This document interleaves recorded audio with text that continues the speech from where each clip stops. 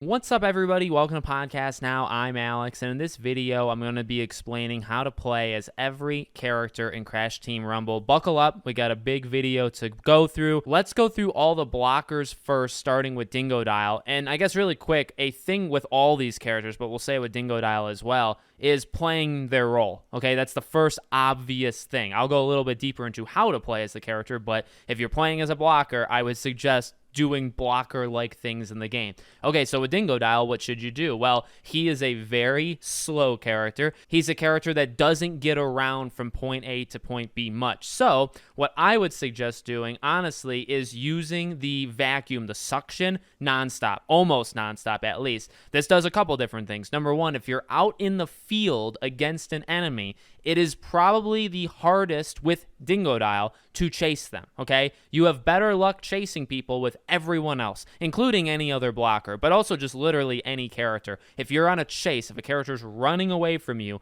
chances are you can get away from Dingo Dial the easiest. So what I would recommend is not even bothering with that if you are Dingo Dial. You get what you can get from an enemy. Remember, your job is a blocker. You're just supposed to knock fruit out from people. Now, yeah, you can KO them to knock all the fruit out, but also you're just trying to get as much fruit as possible. So when you're in the field, when you're going from point A to point B, I would suggest just sucking them up, just sucking as much of that Wampa fruit away from them as possible. If they engage you, you fight them. If they don't engage you, I would say honestly leave them alone and keep doing your thing. To which I would say the only other things to do are camp their base, or use what you have, again, with the suction, to pot some extra points for your team. Remember, just because you are a blocker doesn't mean you can't do other things. Dingo Dial, really all these characters, but specifically him, he's very good at getting really quick fruit, right? Also relics, because you can just suck up anything that's in that little area. So you're gonna max out your fruit carrying. You're gonna get some relics. Make sure you're dropping those out.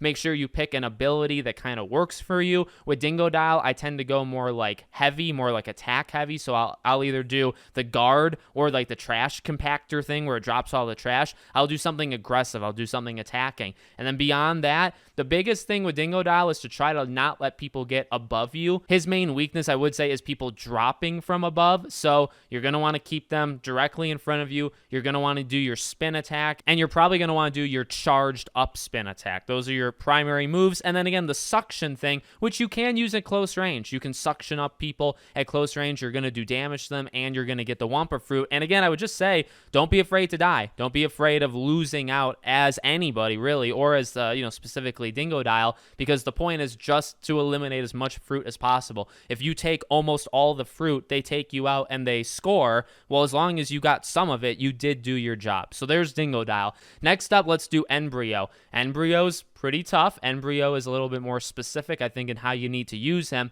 What I have found is you just need to get good with throwing the potions, okay? He has very limited attacks. One of the main things he obviously does is drinking the potion to kind of Hulk out. You want to do that, I would say, as much as possible, but it is possible to take enemies out using the potions. What you probably want to do is get above them and throw down. That tends to work, what I've seen at least so far. And then also ranged, because you don't want them right up on you, considering you have to drink the potion, right? So you need a little bit of distance there. But also, if you can get good at throwing the potions, they'll turn into those slime monsters, and they'll do okay. They'll actually sometimes get fruit for you. They're fine, but they're not going to change anybody's life. But if you can hit the enemy with the potion as you're throwing it, that's what you want to do. So you want to try to aim. You want to try to get people bunched up where if you throw a potion, you're going to hit them no matter what, right? Like, you got to almost get lucky in that sense.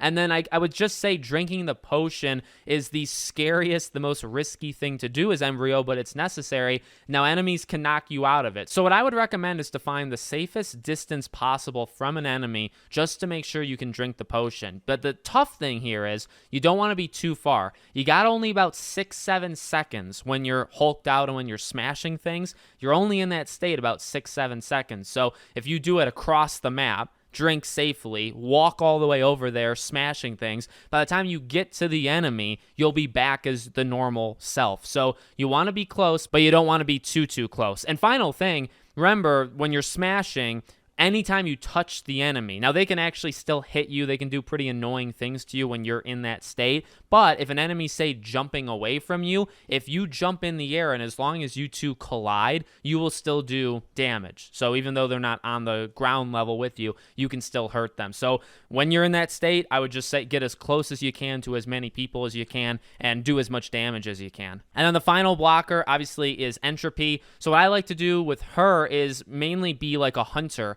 When you're the other blockers, it's kind of easy to run away from them, right? Dingo Dial, you can outrun. And then Embryo, even when he's kind of all hulked out, if you just get enough distance from him, he can't do anything to you. Entropy is very, very good at moving, okay? And she also is very powerful in her attacks. So what I do is I just kind of hound people. You do the basic attacks, just the normal hitting attacks. The final hit there is kind of like a lunge. It gets some distance with you and the enemy. You can kind of close the gap there. And then the slam. So the slam, you can do damage if you land on the enemy, but you can also do damage when the balls kind of come out and hit them. I do find that enemies don't really know how she plays, at least yet, so you can kind of get some free hits with the projectiles that kind of come out once you slam to the ground. Also, the long range attacks. So what I try to do is I try to plan out how the enemy is going to run away from me, right? Again, you can chase them and you can do your hits, but if you can kind of tell from a distance, then you can do the long range attack and maybe hit them. I also try to send them out at a deposit where the enemy is. So if I'm getting close to them and I see they're depositing their fruit, if you can't get there in time, well, if you send out that long range attack, you can hit them out of, the range of depositing. You can hit some fruit out of them. So with her, it's more about not letting people go, which she's pretty good at. And it's also, if you see something far away, you can kind of handle it. It's kind of like Dingo Dial with the suctioning thing. She can do something similar. All right, next up, let's do the boosters. So we got Coco and we have Cortex. So Coco, I mean, jack of all trades gal. She's incredible. In terms of how to play as her, I would say keep moving. She's a character that really, really excels at nonstop movement. She's good at moving from point A to point B, and use that wall nonstop. Really spin nonstop and use that wall nonstop. So when you're running away from enemies, do your dash, put up the wall. I find, and even I do this myself, if I'm chasing a Coco or if somebody's chasing me, you normally run in a straight line. Like, it's what you do. You normally don't take these really weird paths to get to somebody. So if you're chasing Coco or you are Coco and somebody's chasing you, put the wall up. Chances are, most times, they're going to hit it. And that not only, it does a few things. It hurts them, does damage to them, but it also allows you to escape. It allows you to escape to then do your job, which is doing the gem pads, which guess what? With the gem pads, you put the walls up there too, right? Put a wall up right at the edge of a gem pad so that an enemy can't take that gem pad. That's how I use her the most. And then, when she gets into those fights, still same thing. Put the wall up as much as possible. Don't be afraid to do your spin attacks. And if you can do the drop, the slam move, it's very powerful. It's not as good as Crash's, but because she has the wall, I think everything kind of evens out. So that's what I would say to use her. Never stop moving. Get those gem pads. Use her wall as much as possible, whether it's in a one-on-one fight, whether it's escaping somebody, or whether it's to protect your base, stop them from going into their base. Just put that wall up just to kind of annoy people. Moving on to Cortex. The main thing with him is distance. You want to have distance. Now, the auto-locking, well, it doesn't always auto-lock, right? Sometimes it doesn't do it. So you got to be careful. You can't be too far away from people, but you don't want to get very, very close. That's the thing. He's very picky in terms of how you have to play with him. I think if you play as him and you start to get good as him, you'll realize Cortex has some potential, but he's very difficult. So the piano drop, I would say remain at a distance. What I tend to do is I let people fight. So if I see like a large congregation, people all in one area, I'll kind of back off a little and I'll just drop piano after piano. And they won't all hit, but some will. Or if somebody drops a guard on anywhere, actually, but say it's on a base or something, you can drop the piano, long range, nobody's going to touch you, right? Shooting, same thing. And obviously the thing with Cortex is if people start to run away, just keep spamming that shoot button and you should be able to do some damage as they're running away. So he's just somebody, the main trick with him is never get too close. When I've played as him, when I've played as other people, Cortex does the absolute worst when he gets too into the fight. If you kind of stay just on the outskirts of the fight, that's the best place for him. If you get too far in, you're absolutely screwed. It's not what he's meant for, right? That's not why he's a playable character. So you're going to get destroyed. So you just stay a little bit further out out. He's very mobile. He can jump around and dash. Dashing is a great move. If you do get into a close range fight, dashing is your way out of it, does damage, and also can get you a pretty good amount of distance, I would say, away from enemies as well. All right, the 3 scorers. So Crash, I would say, is a lot like Coco. Never stop moving as Crash. Now, when you're getting Wumpa Fruit, the idea is to just be fast, right? So sliding, doing the running in thin air kind of dash move that Crash can do, all that stuff. Just never stand still with him. And I would say that's even more important in a fight. So the main thing, right, if you have to fight somebody, which, as a scorer, you don't have to. I mean, if you're just getting fruit, the main thing you have to do with Crash is just keep him moving. Keep moving, do the relic stations when you feel like, whatever, but never stop moving. Just focus on getting as much fruit as possible. But if you do have to fight, what I find to be the most helpful is to mix in both sliding and then the slam. Because I think, well, number one, a lot of enemies kind of want you to stand still. So as Crash, you never stand still. And you can do that by doing your spin attack, right? You're not standing still if you do that. But if you're sliding, you're knocking the enemy back. The enemy has like a pretty big knockback range when you slide. I find doing that over and over annoys them. I also find that if you can do that and then just almost wait for them to be distracted. Crash, I do think kind of works best when there's somebody else there, if there's like another player on your team. Because if the enemy is focused on, your teammate, and you can jump and you can do the slam attack on them, that's the best. The best thing you could possibly do is do a slam attack directly on them, squish them to when they're flattened, and then do your spin attack. You can get maybe 30-40% of their health just by doing it one time. So you do it twice and they're almost dead. I think that's the best way. It's harder to do it if you're one-on-one because the enemies will know you're trying to slam them, right? But I think that's where sliding comes into it. And again, Crash is fast. Now, he doesn't have the wall, but if you need to run away, well, his slide is very powerful. His dashing things are very powerful. So you don't have to fight. You could run away, just live to fight another day and come back later. But I would say slide all the time and just keep Crash moving. Next up, we have Tana. Tana's tough. Tana, if you watched my video a few days ago, I ranked her as the worst character in the game. Not because she is like downright awful. I think you can play as her. So what would I say for her? Okay, well, combat-wise, she's fine. I think her main ability of going up and down, right? She'll knock an enemy in the air and then she'll bring them back down.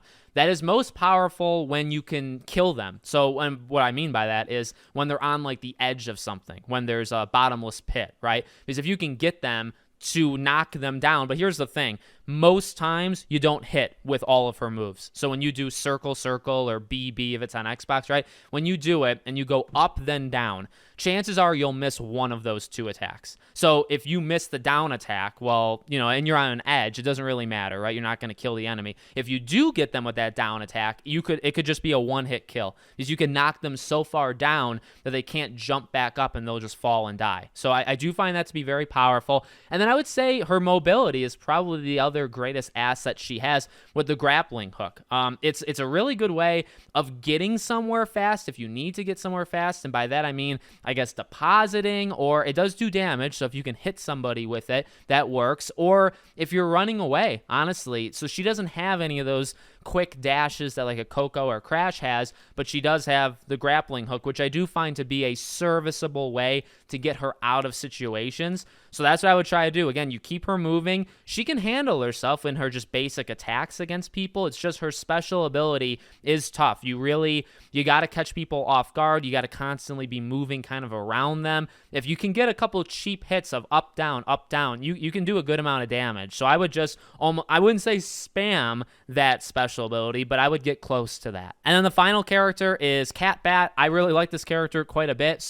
And new character, right? So we've never seen this character before. You should never really get stuck in a fight with CatBat. There really actually almost isn't an excuse. As Coco and Crash, you can kind of dash your way out, even Cortex, right? Some of these characters can kind of dash their way out and be unhittable because they're so far away so quickly. Well, CatBat has like height at its advantage, right? So they can go up and nobody can reach you. If you do the 4 dashes or 4 kind of flaps of your wings upwards, nobody's going to reach you when you do that. So again, I find like evading fights to be pretty good. And then the slamming, I would say this, slamming and the burger are both very, very good. The burger does a lot of damage. So remember, The burger that CatBat throws can be used as health, but it can also be used as an attack, and it'll auto-lock. It doesn't have a big range, though, right? So what I tend to find, and I tend to do, if you're really in close with the enemy, just spam that special attack, spam that burger, because it will find the enemy, and it does do a good amount of damage. If they're too far away from you,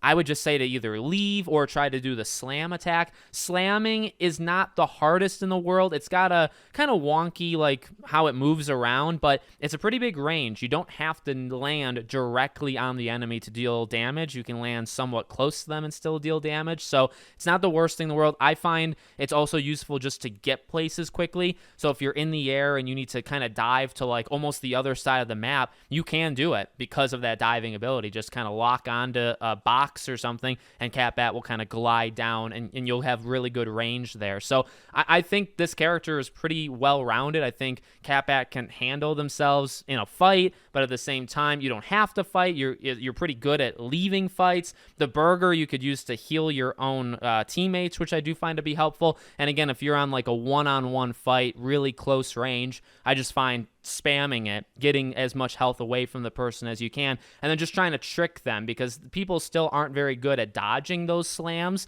So even if you're on a one-on-one, I think you can get a couple quick slam attacks on them and you're good. So there you go. There's all 8 characters. We'll have to do this again when Engine and Ripperoo comes out, but let me know what you think in the comments. Make sure you're subscribed, bell icon turned on, and I hope to see you all on the next one.